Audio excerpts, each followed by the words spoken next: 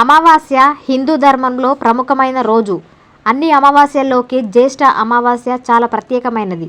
ఇది ప్రతి చాంద్రమాన నెలలో చంద్రుడు కనిపించని రోజు.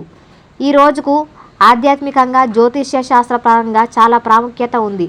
జ్యోతిష్య శాస్త్రం ప్రకారం ఈ అమావాస్య రోజున సూర్యుడు చంద్రుడు ఒకే రాశిలో ఒకే డిగ్రీలో కలుస్తారు. ఈ నేపథ్యంలో అమావాస్య పూజలు పరిష్కారాల గురించి తెలుసుకుందాం. పంచాంగం ప్రకారం జ్యేష్ఠ మాసంలోని అమావాస్య తిథి జూన్ 24వ తేదీన సాయంత్రం 7 గంటలకు ప్రారంభం కానుంది. ఈ తిథి జూన్ 25వ తేదీన సాయంత్రం 4 గంటల 2 నిమిషాలకు ముగుస్తుంది. ఇలాంటి పరిస్థితుల్లో ఉదయ తిథి ప్రకారం జ్యేష్ఠ అమావాస్య తిథి 2025 జూన్ 25 బుధవారం రోజున జరుపుకుంటారు. పితృదేవతల ఆరాధన ఎంతో ముఖ్యమైనది. అమావాస్య ప్రధానంగా పితృదేవతలకు అంకితం చేయబడిన రోజు. ఈ రోజున మన పూర్వీకులు ఆత్మలు భూమిపైకి వస్తాయని నమ్మకం. ఈ రోజున పితృదేవతలకు తర్పణాలు పిండ ప్రదానం చేయడం ద్వారా వారి ఆత్మకు శాంతి చేకూరి వారి ఆశీస్సులు మనకు లభిస్తాయని చెబుతారు. అలాగే చంద్రుడు కనిపించని రాత్రి కాబట్టి ఈ అమావాస్య రోజున ప్రతికూల శక్తుల ప్రభావం ఎక్కువగా ఉంటుందనే భావన కూడా ఉంది.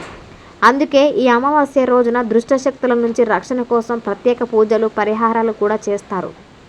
అలాగే చంద్రుడు మనస్సు భావోద్వేగాలకు కారకుడు కాబట్టి ఈ అమావాస్య రోజున చంద్రుని ప్రభావం ఎక్కువ ఉండడం వల్ల కొందరు మానసికంగా అశాంతిగా లేదా అస్థిరంగా ఉన్నట్లు చెబుతారు. అలాంటి వారు పూజలు చేస్తే కొంత ఉపశమనం లభిస్తుంది. మరి ముఖ్యంగా అమావాస్య అనేది ఆత్మ పరిశీలన చేసుకోవడానికి ధ్యానం ఆధ్యాత్మిక అభ్యాసాలకు బాగా అనువైన సమయం. ఈ రోజున చేసే పూజలు ఉపవాసాలు ఆధ్యాత్మిక శక్తిని పెంపొందిస్తాయి. ముఖ్యంగా ఉగ్ర దేవతలైన కాళికాదేవి, దుర్గామాత, చండీ, మహిషాసురవర్ధిని అమ్మవార్ల ఆలయాలను దర్శించుకున్న పూజలు నిర్వహించిన అద్భుతమైన ఫలితాలు ఉంటాయట. అమావాస్య రోజు చేయకూడని పనులు.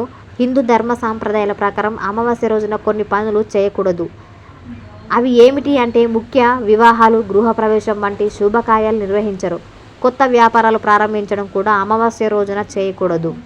అలాగే దూర ప్రయాణాలు చేయడం మంచిది కాదని పెద్దలు నమ్ముతారు.